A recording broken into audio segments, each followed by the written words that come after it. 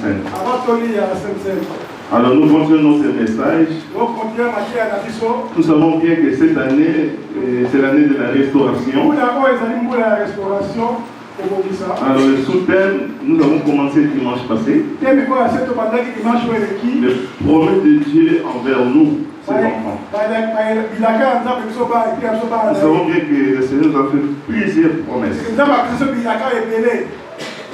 Alors par la grâce de Dieu, nous allons continuer. Parce que nous avons dit que la promesse, ici, c'est une prophétie.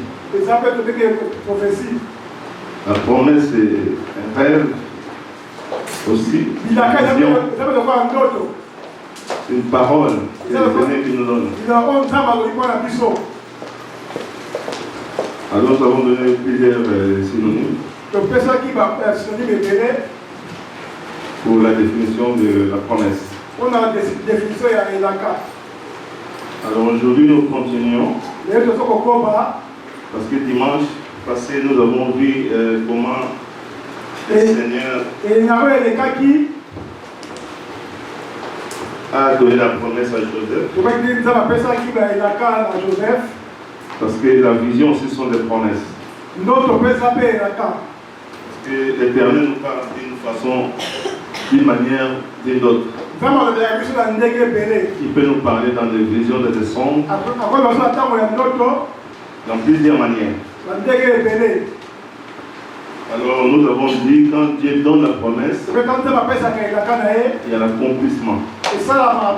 Mais entre la promesse et l'accomplissement, il y a un temps de Dieu. Il y a un temps au milieu. Le temps là, il faut avoir la foi. Il faut avoir la patience. Il faut attendre. Alléluia. Amen. Parce que le Seigneur est le maître des temps et des circonstances. Ce n'est pas nous de donner le temps. Mais lui-même, il sait. Il est souverain. Il peut s'accomplir dans un jour, dans une semaine, dans un mois, dans une année, dans 10 ans, dans 100 ans. Cela dépend de lui. Alléluia.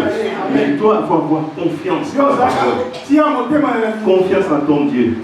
Parce que ce qu'il dit s'accomplira toujours. Alléluia.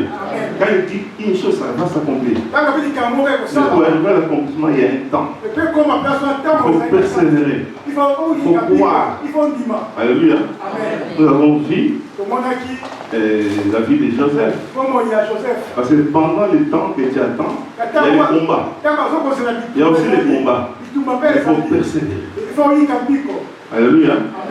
Alors nous continuons notre enseignement. Nous allons continuer à parler des promesses. Les promesses individuelles, les promesses individuelles et collectives. Il y a la promesse et les promesses. La promesse, normalement c'est pour nous, une personne individuellement. Mais les promesses c'est pour nous tous. Amen. Amen. Alors il existe une grande différence dans les Écritures entre les mots promesse et promesse. La promesse est collective et les promesses sont individuelles. Toutes les deux viennent de Dieu. Elles sont pour nous. Dieu a donné une promesse et donne des promesses. Donc il donne une promesse pour toute l'assemblée, pour tout le monde. Mais il donne aussi les promesses pour chacun. Alors la promesse, la Bible nous appelle des héritiers. Or nous sommes héritiers d'une promesse. Mais celle-ci n'a pas été faite directement à nous. Cette promesse a été faite directement à Abraham et sa postérité. Alléluia. La promesse d'abord, c'était donnée à Abraham et sa postérité. Ainsi, tous les descendants d'Abraham sont appelés à jour cette promesse. C'est une promesse qui contient des bénédictions et des faveurs. Mais attention, les patriarches Abraham n'a pas seulement des enfants selon la chair. Il a aussi des enfants selon l'esprit. Amen. Abraham, il a aussi les enfants selon la chair. Donc, il y a Isaac et Jacob. Mais aussi selon l'esprit, selon la foi. Donc nous avons bien comprendre, nous aussi nous sommes des enfants d'Abraham, selon la chair, dans l'esprit. Amen. Ainsi ces enfants selon la chair sont sortis physiquement des autres patriarches. Notamment Isaac et Jacob. Tandis que ces enfants selon l'esprit sont sortis par la foi d'Abraham. Mais à travers Jésus-Christ, les a incorporés dans l'alliance et la promesse faite avec Abraham. Donc Abraham a ses enfants de la chair, Isaac et Jacob. Mais il a aussi des enfants en esprit. C'est par la foi. C'est par Jésus-Christ que nous sommes devenus enfants d'Abraham. Donc, si tu n'as pas Christ, tu ne peux pas bénéficier de cette faveur. Mais pour devenir enfant d'Abraham, il faut avoir Christ. Amen. Christ en nous, c'est l'espérance de la gloire. Alléluia. Amen. Tandis que ces enfants, selon l'esprit, sont sortis de la foi d'Abraham. Mais à travers Jésus-Christ, il les a incorporés dans l'alliance et la promesse faite avec Abraham. Cependant, c'est soit ces enfants selon la chair ou ces enfants selon l'esprit pour vivre les retombées de cette promesse. Sont tous héritiers de la même promesse. Amen. Et que ce soit les enfants qui sont nés de la chair et sont nés de l'esprit, sont tous pareils. Nous tous, nous sommes des enfants de la promesse. Nous sommes dans cette alliance avec Jésus-Christ. Amen. Nous allons lire un verset. Romains chapitre 14, verset 13 à 14,16. 4.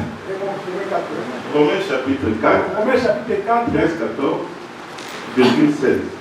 Frères et sœurs, mettons-nous debout pour écouter la parole du Seigneur. Romains chapitre 4, verset 13 à 14. En effet, ce n'est pas par la loi que l'héritage du monde a été promis à Abraham ou à sa postérité, c'est par la justice de la foi. Car si les héritiers le sont par la loi, la foi est vaine et la promesse est anéantie. C'est pourquoi les héritiers le sont par la foi, pour que ce soit par la grâce, afin que la promesse soit assurée à toute la postérité, non seulement à celle qui est sous la loi, mais aussi à celle qui a la foi d'Abraham, notre Père, à tous selon qu'il est écrit. C'était la parole du Seigneur. Amen. Amen. Amen. Donc, je crois que nous avons bien compris. Ce n'est pas seulement les enfants nés à la chair, il y a aussi ceux qui sont nés en esprit, qui sont enfants d'Abraham, de promesse. Donc Galates nous dit aussi, si vous êtes en Christ, vous êtes donc la prospérité d'Abraham, héritier selon la promesse. Amen. Donc ça passe par Jésus-Christ. Si tu n'as pas Christ, tu n'as pas cette alliance. C'est pour bénéficier de cette alliance, de devenir enfant d'Abraham, il faut avoir Christ. Amen. Bien aimé, hier, nous avons été baptisés. Ils ont rentré dans cette alliance. Parce que tout le monde, Dieu a créé tout le monde. Dieu a créé le monde. Tout le monde sont des peuples de Dieu. Mais pour devenir enfant de Dieu, Il faut passer par Jésus-Christ. On devient. On n'est pas enfant de Dieu. Mais on devient enfant de Dieu. Alléluia. Jean 1,12 le dit. On devient. Pour devenir, il faut croire et accepter Christ. Nous ne sommes pas nés selon la chair ni le sang, mais selon la volonté de Dieu. Amen. Il faut passer par Jésus. Si tu n'as pas Christ, tu ne peux pas bénéficier cette alliance, cette promesse. Tous les croyants qui ont cru en Jésus-Christ sont donc de la prospérité spirituelle d'Abraham.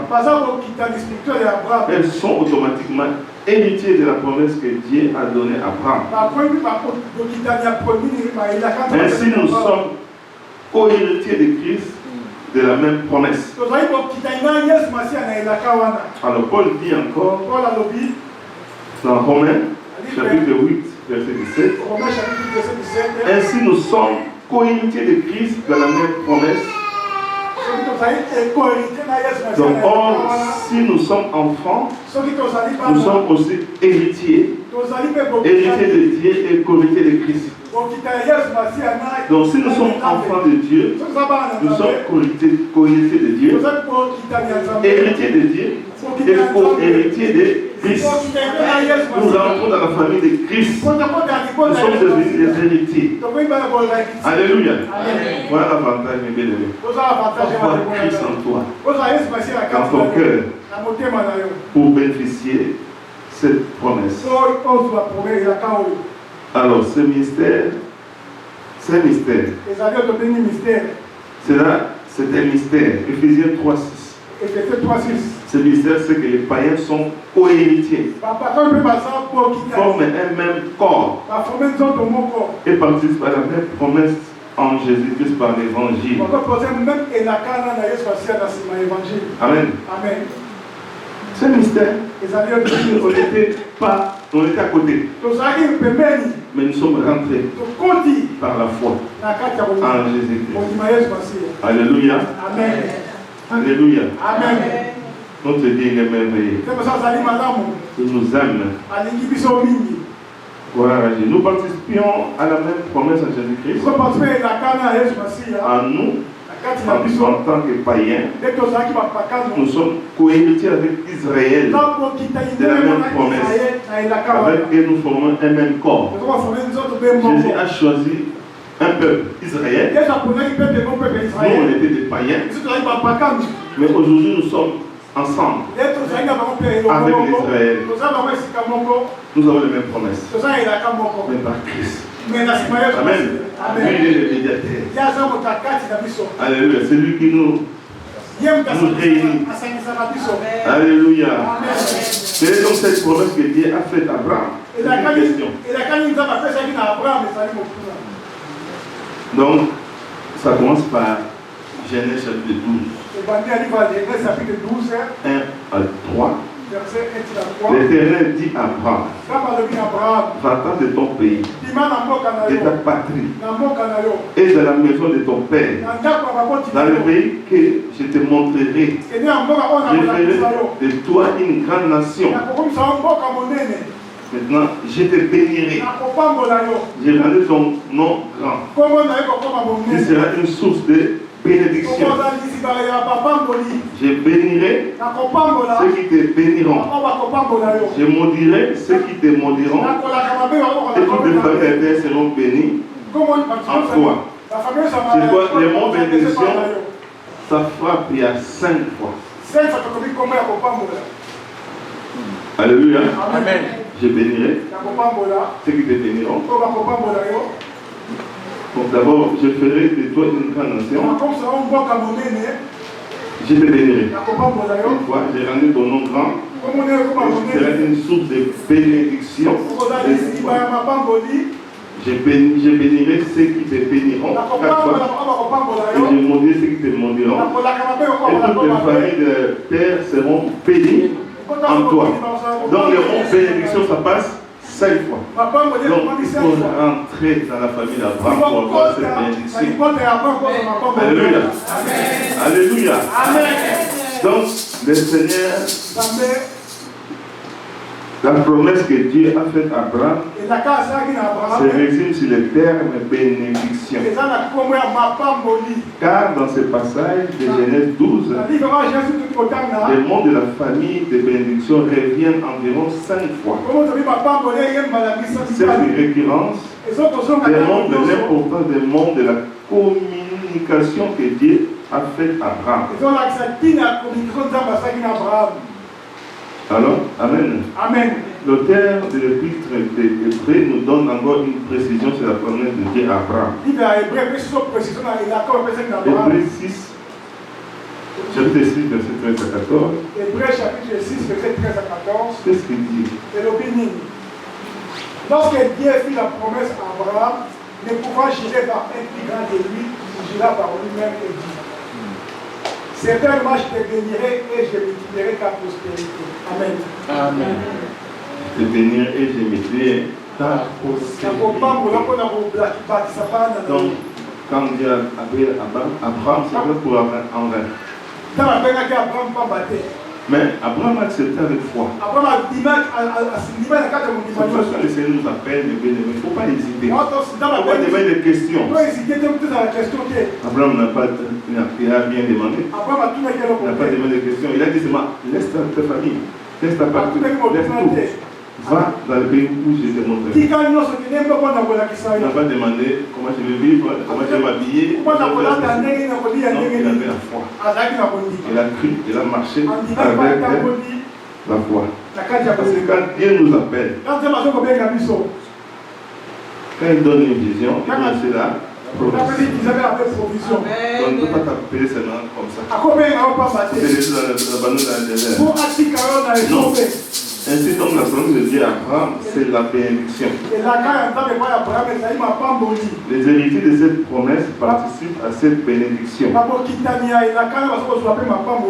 Nous sommes bénis de toutes sortes de bénédictions spirituelles en Jésus-Christ.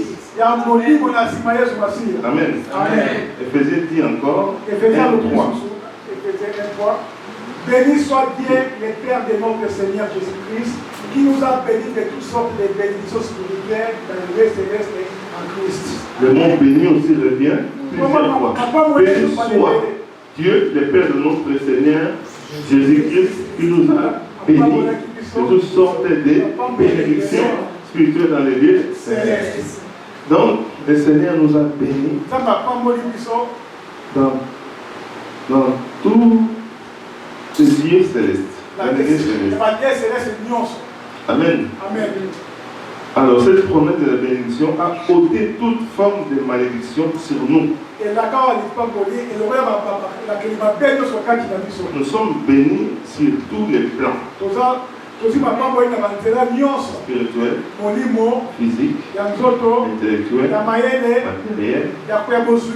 financier, moral, psychologique. Donc dans tous les domaines, le Seigneur nous a bénis.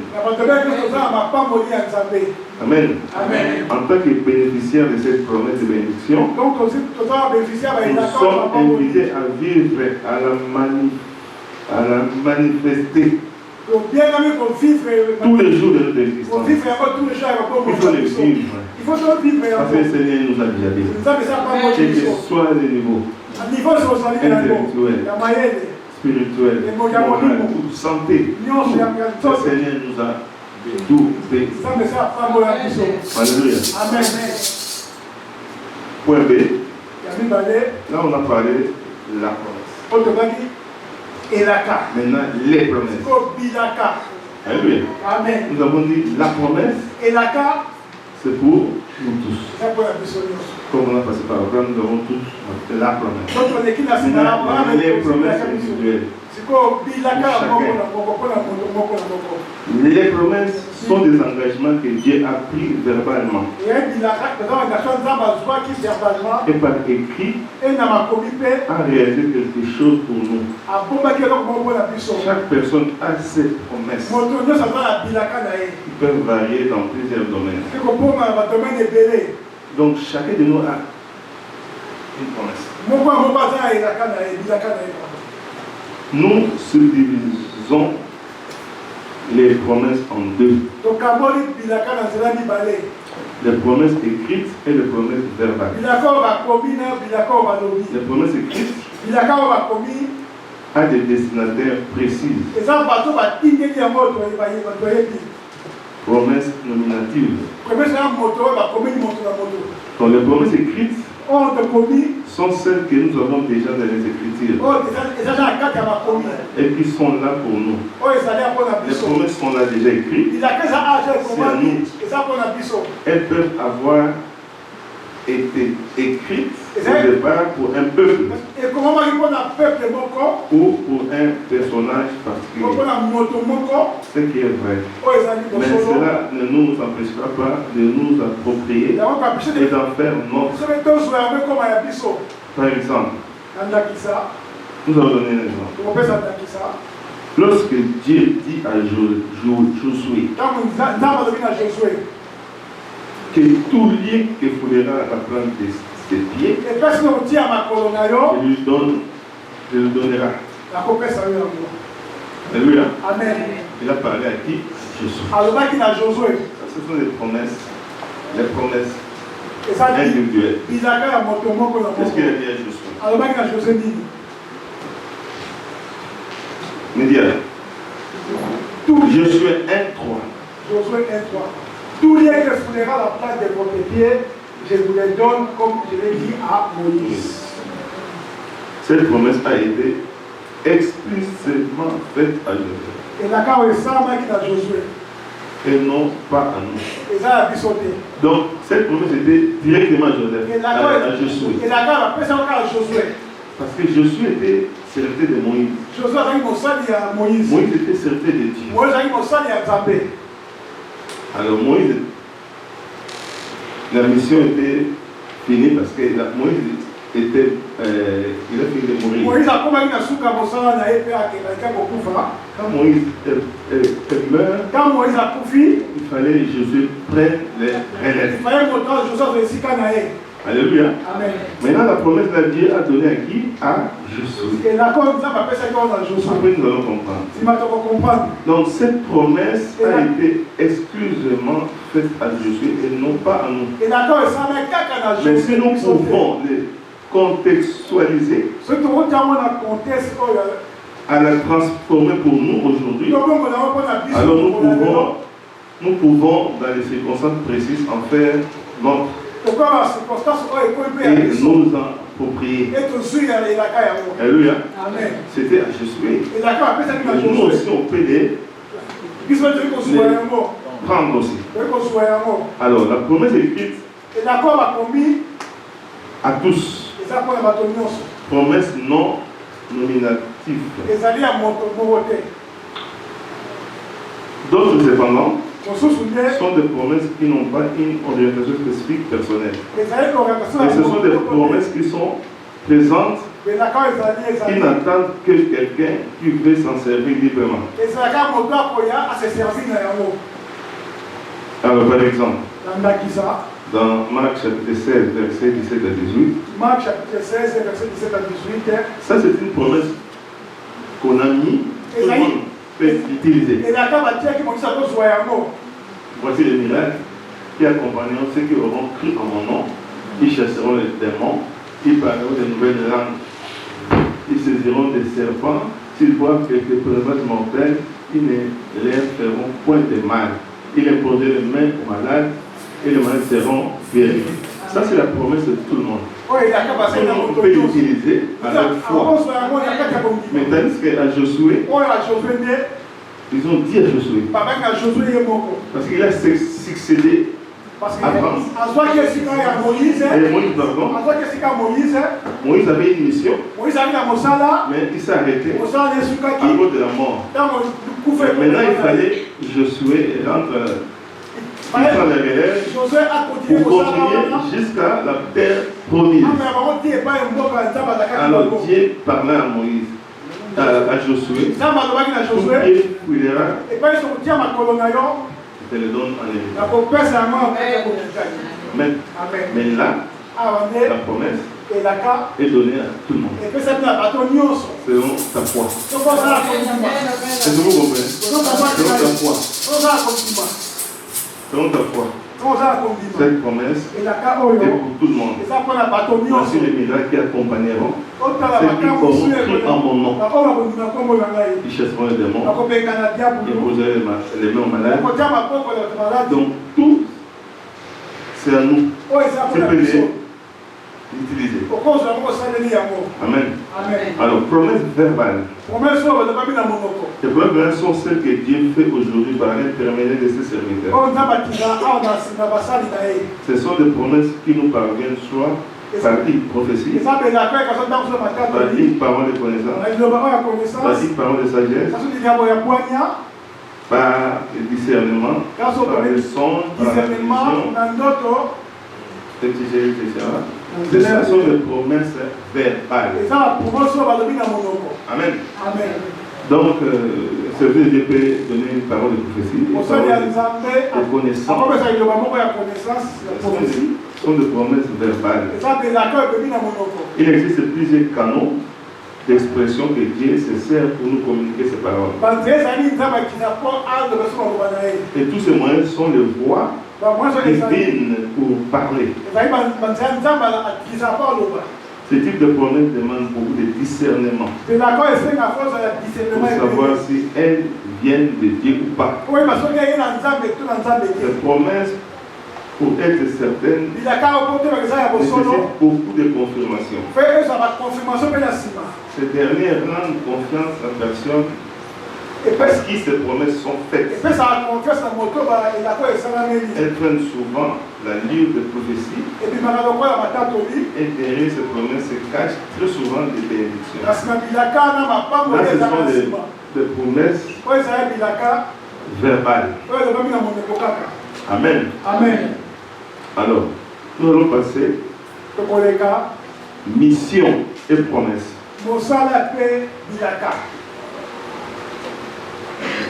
Promesse attachée à une mission. Il existe dans la Bible un certain nombre de textes. Il est question de promesses accompagnant des personnes qui sont appelées par Dieu et qui ont reçu de Dieu des missions. Comme certaines personnes, promesses, peuvent en exclusivité être liées à des personnes précises par rapport à leur mission. À leur mission particulière. D'autres, en revanche, peuvent être universelles. C'est-à-dire qu'elles sont associées à tous ceux et celles qui accompagneront ces textes. Demande dans la Bible. Nous allons prendre quelques exemples. Pour bien comprendre, nous allons voir des missions et promesses. Alors, Moïse est mort. Mais la terre promise n'est pas encore foulée. Il fallait donc les remplacer par quelqu'un. Quelqu'un d'autre qui viendra continuer et achever la mission. Parce que Dieu, le travail de Dieu ne peut pas mourir. Nous ne sommes pas éternels. Mais son œuvre va aller jusqu'au bout. Donc il y aura toujours quelqu'un qui va remplacer. Il y a toujours quelqu'un qui va prendre les relèves. C'est comme ça que ça se passait pour Moïse et Josué. Alors, il fallait donc les remplacer par quelqu'un d'autre qui viendra continuer à achever la mission. Donc le travail commençait par Moïse. Mais comme Josué était peureux, Dieu s'est donné la peine de les fortifier en lui donnant des promesses claires et précises, aussi rassurantes soient-elles. Tu vois, Dieu nous connaît. Il savait le courage de Moïse. Mais il savait que Josué était peureux. Parce que Dieu a appelé Moïse. Moïse était serviteur de Dieu. Mais Josué était serviteur de Moïse. Donc il apprenait. Dieu savait qu'il était père. Mais il fallait que lui remplace maintenant Moïse. Mais il fallait que le Seigneur le fortifie. Amen. Parce qu'il était peureux. Il ne peut pas continuer comme ça.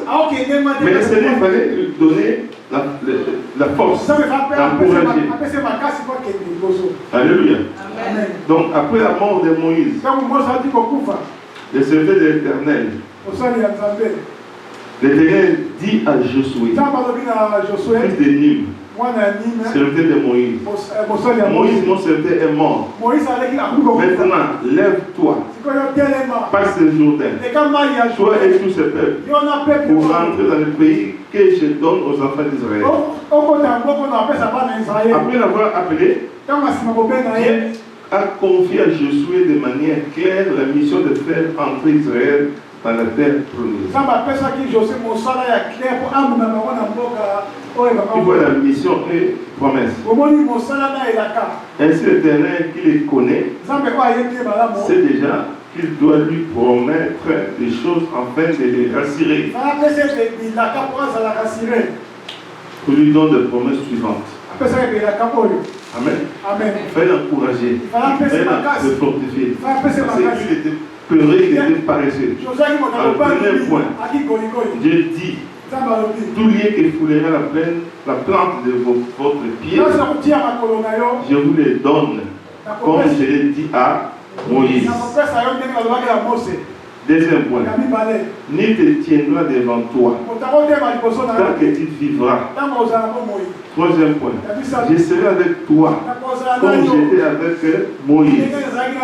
Quatrième point, je ne te délaisserai point. Cinquième point, je t'abandonnerai point. Amen. Ça, c'était les encouragements que Dieu a donnés à Josué pour continuer la mission. Mais attention de cette promesse, dans cette promesse merveilleuse et rassurante, Dieu a ajouté quelques recommandations à Josué. Et il dit, maintenant les recommandations. Point A, fortifie-toi et prends courage. Deuxième point, fortifie-toi seulement et bon courage. En agissant fidèlement selon toute la loi que Moïse, mon serviteur, t'a prescrite.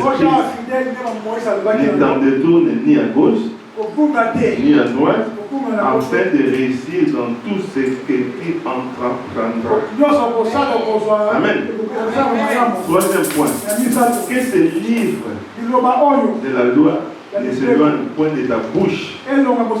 Médite-le jour et nuit pour agir fidèlement selon tout ce qui était écrit. Car c'est alors que tu auras du succès dans tes entreprises et alors que tu réussiras. Quatrième point. Ne t'ai-je pas donné cet ordre? Fortifie-toi et prends courage. Ne t'effraie point et ne t'épouvante point. Car l'Éternel ton Dieu est avec toi dans tout ce que tu entreprendras. Amen. Alléluia. Amen. Il fallait fortifier Josué pour continuer la route, pour aller jusqu'au bout. Ça, c'était la mission et la promesse. Alléluia. Amen. C'est remarquablement vrai que certaines promesses donnent et les fruits sur les gens conformément à la mission et à la tâche particulière qu'il leur donne.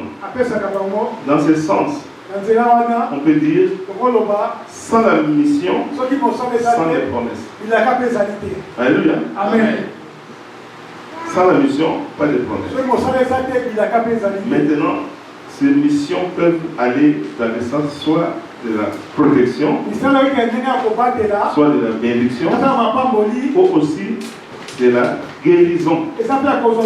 Dieu sait comment il oriente ces promesses et aussi quelles promesses sont utiles à quelle mission. Ainsi, il existe certaines promesses qui sont spécifiques à des missions données. Une fois qu'on rentre dans cette catégorie, les missionnaires automatiques, on bénéficie de ces promesses. Alléluia. Amen. Par ailleurs, nous avons des promesses universelles. Là, c'était la promesse personnelle. Maintenant, il y a aussi des promesses universelles. Alors, la mission. La Bible dit, allez, faites de toutes les nations des disciples. Les baptisants au nom du Père, du Fils, du Saint-Esprit, et enseignez-les à observer tout ce que j'ai pour vous prescrit. Alléluia. Ça, c'est la mission. Maintenant, la promesse. Voici, je suis avec vous tous les jours jusqu'à la fin du monde.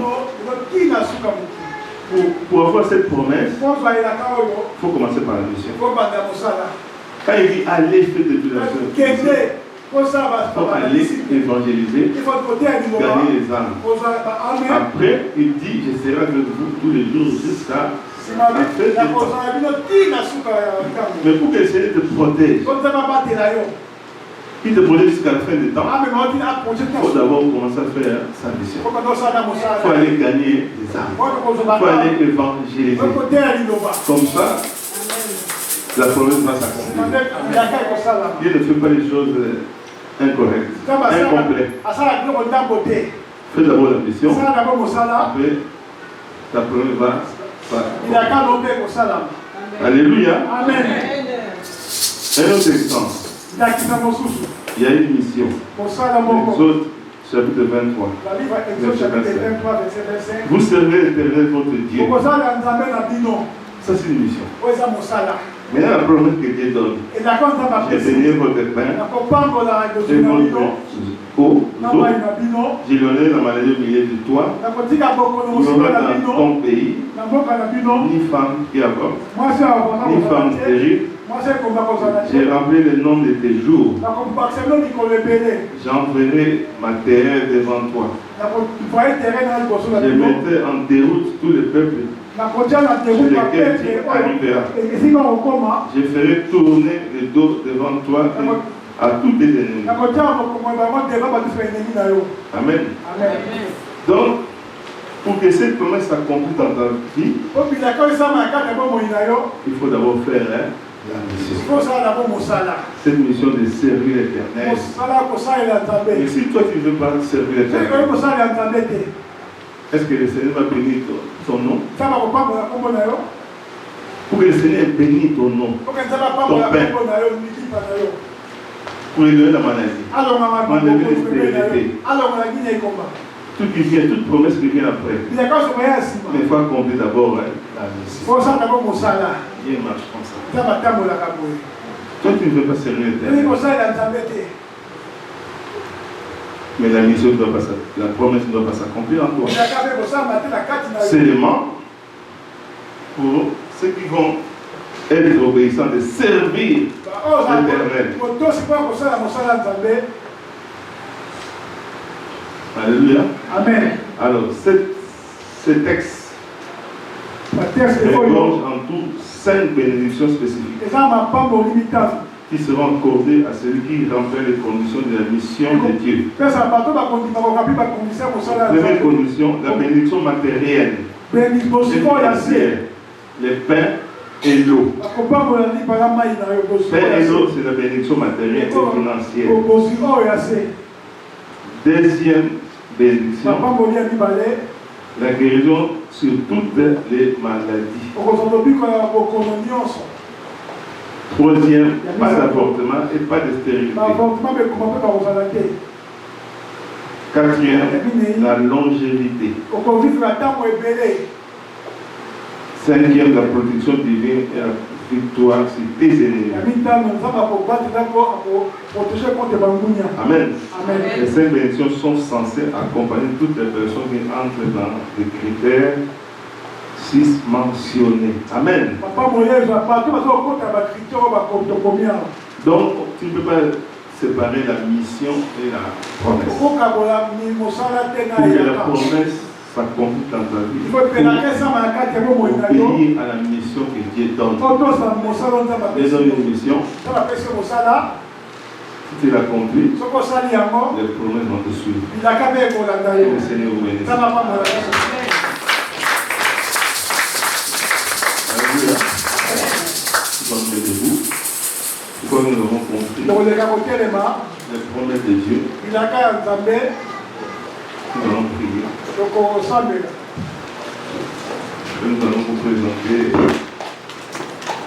nos baptisés. Alléluia. Amen.